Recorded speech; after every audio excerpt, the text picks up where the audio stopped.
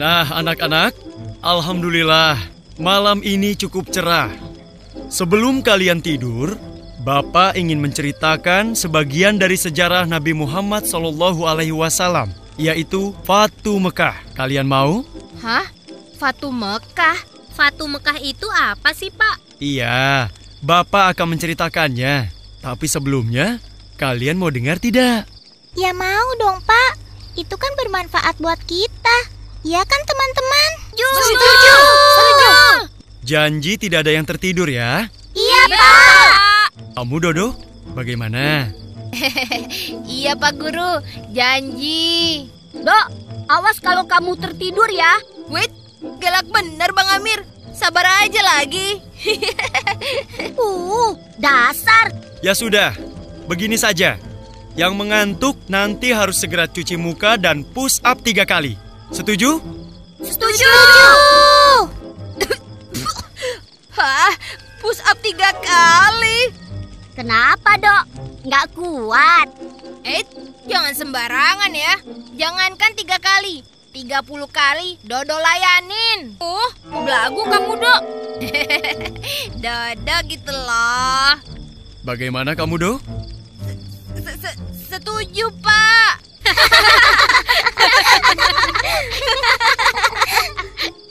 Baiklah, Fatu Mekah adalah peristiwa pembebasan kota Mekah oleh Nabi Muhammad SAW beserta kaum muslimin dari cengkraman orang kafir Quraisy.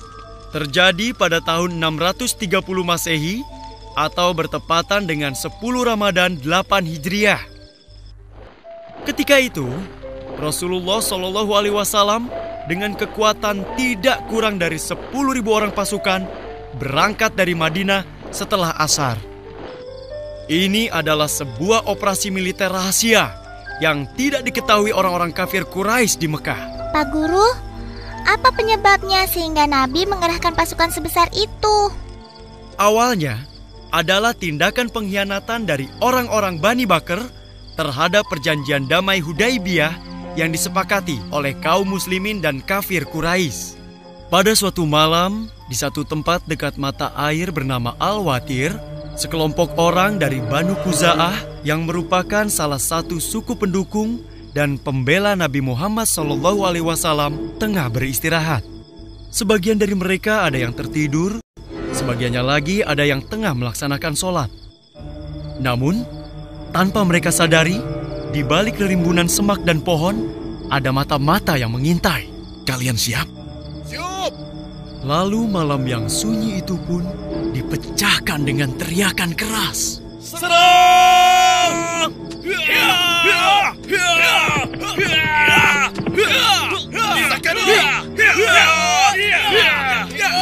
Darah pun tertumpah kemana-mana.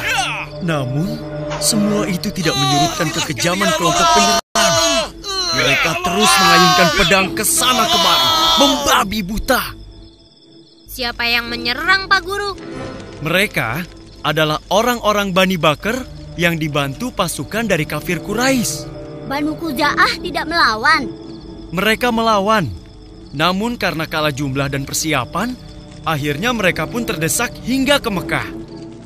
Syukurlah, ada salah seorang dari Bani Khuza'ah yang bernama Amir bin Salim berhasil meloloskan diri dari kepungan.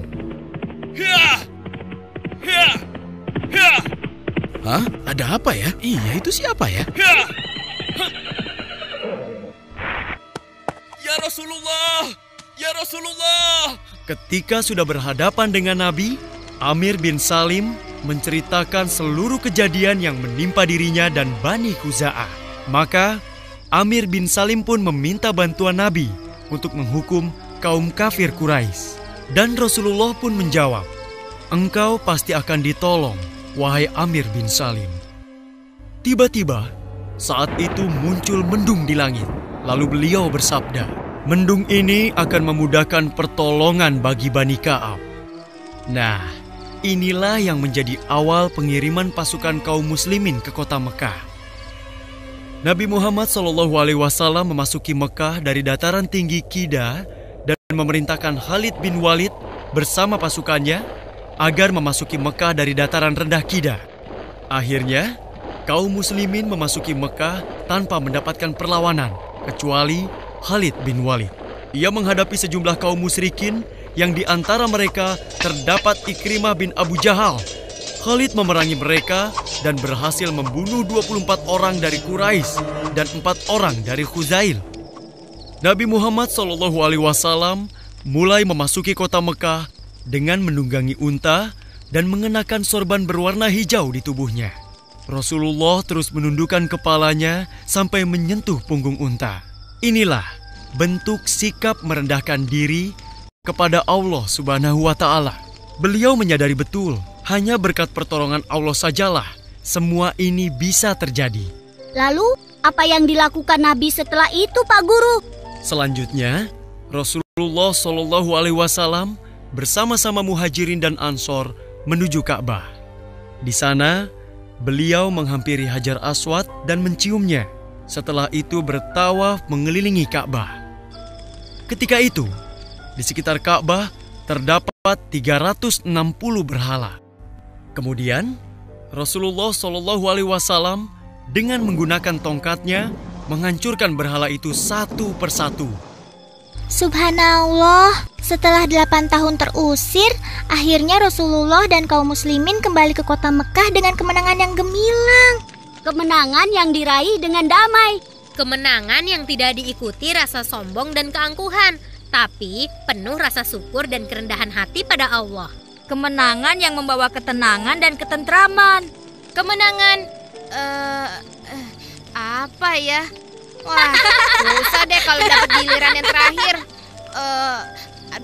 Apa ya? Nah, kemenangan yang menandai bahwa tugas Nabi mau selesai. Hah? Jangan asal kamu, Dok. Iya nih, nggak pakai mikir kalau ngomong.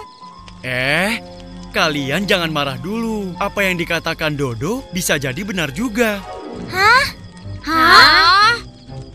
Maksudnya Pak? Begini.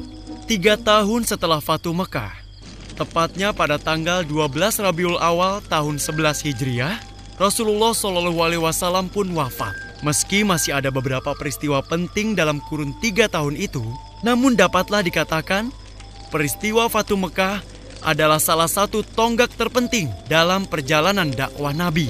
Inilah puncak kemenangan kebenaran atas kebatilan. Tuh kan, Dodo gitu loh.